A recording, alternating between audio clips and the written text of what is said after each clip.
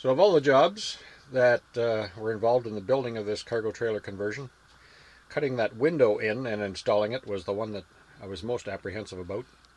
Anyway, it's done successfully, and it's just a short video to show you how we did it.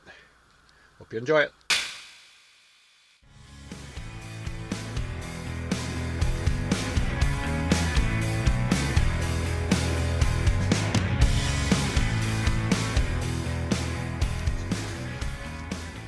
Today's job is to cut in and install the window.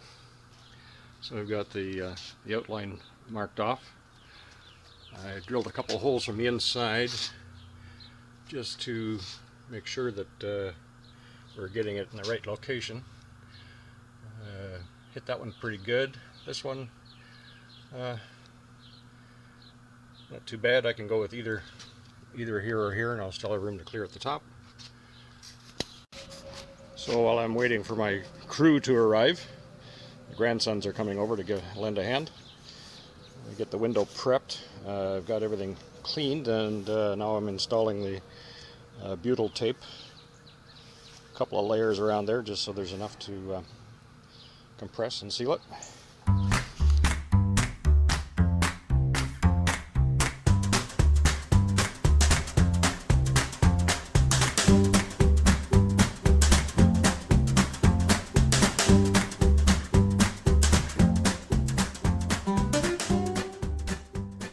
Alright, so we've got the area for the window taped off and marked out with the template. So it's time to start cutting the hole. So we're running our power tools off of the inverter, powered by the batteries, charged by the solar system. So it's our first practical use of the solar system.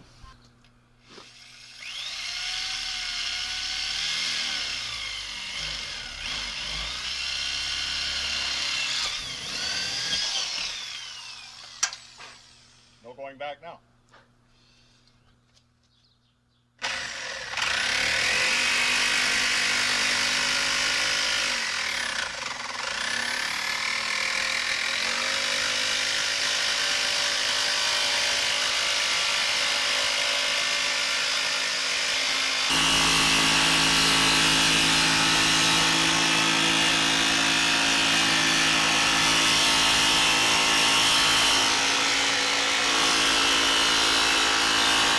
The jigsaw is cutting through the aluminum skin and the insulation and the wood just fine.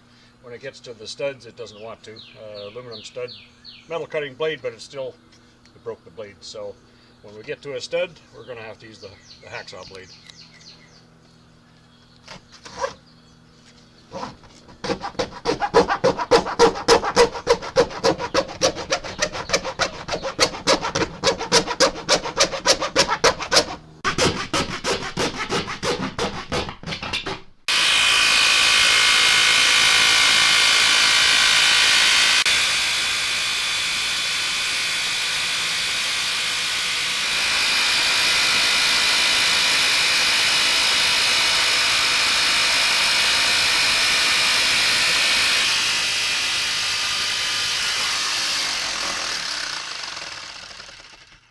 Just hold everything there until I put everything down.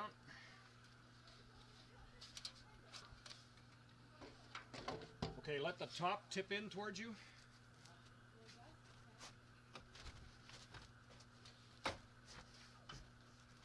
Oh, hang on.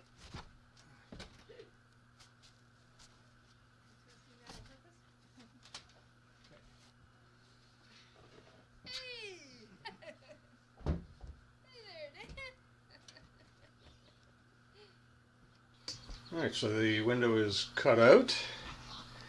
Only ran into one minor little snag. One of the signal wires. I don't remember seeing that when I had the panels out, but I cut that wire off with the green one. I guess that's a left signal, I think. So I've had to drop the ceiling down. I have to fish the wire out of there. Have to solder in an extension and do a repair. These jobs always get more complicated than you plan on. Okay, so minor setback. We just need to solder a connecting piece in there and tuck it out of the way, and it's all good. Crisis averted.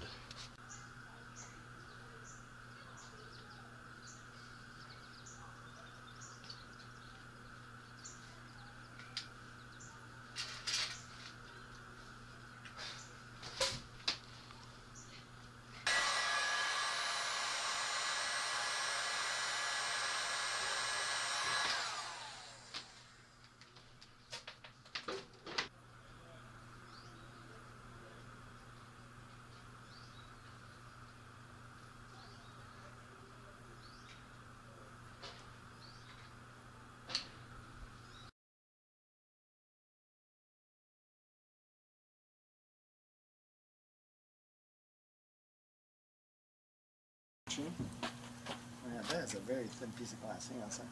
Yep, up in the corner. More, over. Coming up. Your hands on it. Yeah, hold that top corner. Yep. Okay. 57. Yeah, we weren't waiting. We weren't waiting.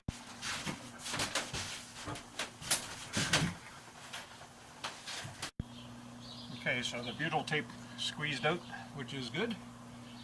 And we'll just clean off the edges with a plastic putty knife.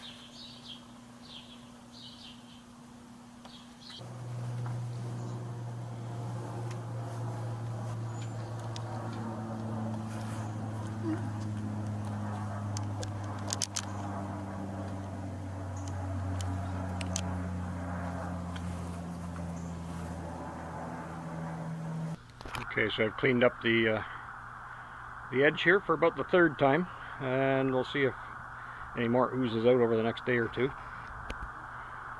I applied a triple layer of the tape.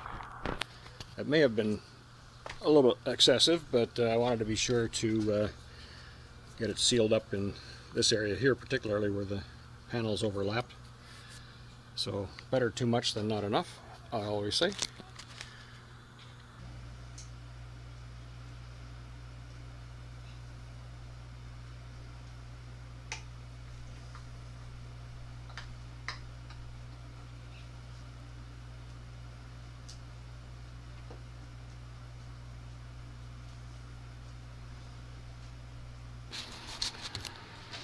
So the window mounting ring was necessary because the wall was too thin for the window to mount in, so we had to space it out. So I used a piece of 1/2-inch plywood and made the mounting ring, and just to tie the structural members together a little better, I ran screws right into the studs, and so that should tie everything together very well.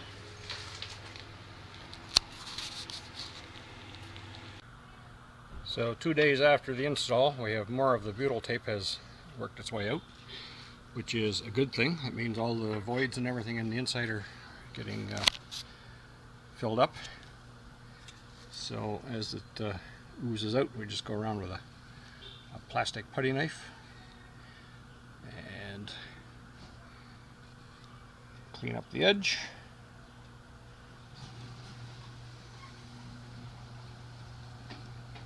I use plastic for this, not metal, so you don't scratch the paint.